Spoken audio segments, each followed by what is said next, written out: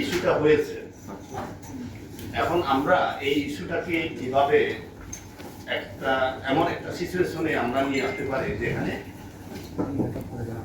আমাদের অসাম্প্রদায়িক চেতনাটা প্রিভিলেজ পাবে, অসাম্প্রদায়িক চেতনাটাই উপরে থাকবে, সেটাই আমি করি। আমি তবে ব্যক্তিগতভাবে এটাকে আমাদের এই দেশের অসাম্প্রদায়িক চেতনাটা জাগিয়ে তুলতে হবে আমাদের প্রত্যেককে। এই অসাম্প্রদায়িক চেতনা নিয়ে এই দেশটাকে অ্যাডভান্স হতে হবে। আমরা তো বারবার বলেছি। অ্যাপার্ট ফ্রম দ্যাট, দেখুন আমরা এই ধরনের গতকালকে এবং আজকে যদি এই ধরনের ঘটনা ঘটে থাকে তাহলে বলবো যে আমরা কি আমরা কিন্তু অলরেডি ইলেকশন মোডে চলে গেছি।